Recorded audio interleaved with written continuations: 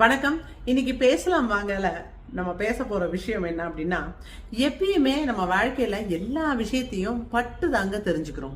ஆனா நம்ம வாழ்க்கை ஆரம்பிக்கும் போதே நம்மளுடைய பெரியவர்கள் மூதாதையர்கள் சொல்லிதான் அனுப்புறாங்க, இந்த ரெண்டு விஷயமும் ரொம்ப முக்கியம் அப்படின்னு. ஆனா நாம என்ன பண்றோம், பூமர் அங்கிள், பூமர் அப்பா, பூமர் தாத்தா இப்படித்தான் நம்ம பேசுறோம். ஆனா உண்மையா நம்ம அந்த பூமரங்களை மாட்டும் போதுதான் அந்த பூமரங்களுடைய விஷயம் எல்லாமே மனசுக்கு தெரியுது. என்னை பொறுத்த வரைக்கும் இந்த ரெண்டு விஷயம் ரொம்ப ரொம்ப முக்கியம். பெரியவர்கள் சொல்றது ஃபர்ஸ்ட், நம்ம உடல் ஆரோக்கியம், வருமுன் காப்போம் அப்படிங்கறத ரொம்ப லேட்டா தான் நம்ம புரிஞ்சுக்கிறோம். இதை நம்ம எப்படி பெரியவர்கள் சொல்லுவாங்க அப்படின்னு கேக்குறீங்களா? எப்பயும் சொல்லுவாங்களே, வெளியில சாப்பிடாத, ஆரோக்கியமா சாப்பிடு, தேவையில்லாததை சாப்பிடாத, வயிற்றுக்கு ஒவ்வாததை சாப்பிடாத, இந்த மாதிரி நிறைய விஷயங்கள் நம்ம வீட்டுல பாட்டி தாத்தா இருந்தா காதுல விழுந்துட்டே இருக்கும். நமக்கு தான் ரெண்டு காது இருக்கேங்கிற மாதிரி ஒரு காதுல வாங்கி இன்னொரு காதுல வாங்கினா பலூன் மாதிரி ஊதி போயிடுறது 40 வயசுல உடம்பு. அதுக்கப்புறமா ஓடு ஃபைல தூக்கிட்டு இந்த ஹாஸ்பிட்டலுக்கும் அந்த ஹாஸ்பிட்டலுக்கும். இதுக்குதான் சொன்னேன், வருமுன் காப்போம் ரொம்ப நல்லது.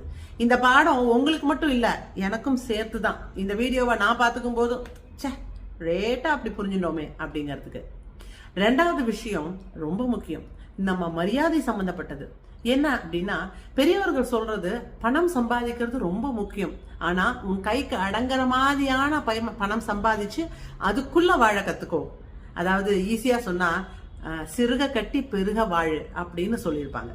ஆனா பல பேருக்கு நம்மள்ட்ட இருக்கிறதுக்கு மீறி ஆசைப்பட்டு, இல்ல நம்ம சம்பாதிக்கிறோம் எப்படி இருந்தாலும் நம்ம அடைச்சிடலாம் அப்படின்ற தைரியத்துல, குருட்டு தைரியம் கூட சொல்லுவேன், மேற்கொண்டு கடனை வாங்கி அந்த லக்ஸுரிய நாம என்ஜாய் பண்றோம்.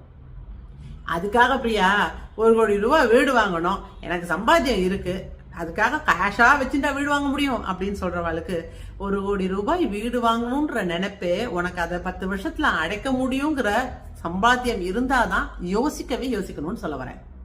அப்பவே நமக்கு இது தேவை, இது தேவையில்லை அப்படின்னு முடிவு பண்ணிடுவோம். இல்ல நாம இன்னைக்கு வேணா சம்பாதிக்கிறோம், செலவு பண்றா அப்படின்னு நினைச்சா கட்டாயமா 10 வருஷம் கழிச்சு நீங்க ஒரு பெரிய கடனாளியா மட்டும்தான் இருப்பீங்க.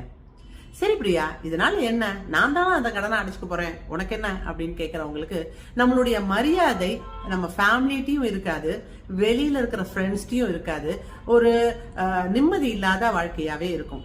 எதையும் சாதிச்ச மாதிரியே தோணாது நமக்கு. நம்ம ஃபேமிலி மெம்பர்ஸ் நம்மள துரத்தலாம் மாட்டாங்க, ஆனா நம்மள பார்த்தோன்னே ஹாய் அப்படின்னு ஒரு ஆர்டிபிஷியல் சிரிப்போட கடந்து போயிடுவாங்க. உங்ககிட்ட நீ எப்படி இருக்கங்கிறத கேட்க மாட்டாங்க. ஏன்னா நீ எங்கேயாவது கேட்டு எனக்கு ஏதாவது பைசாவை கொடுன்னு கேட்டுட்டா அவங்களால கொடுக்க முடியாதுன்னு சொல்ல முடியாது இல்லையா? அதனாலதான் அந்த ஆர்டிபிஷியல் சிரிப்பு.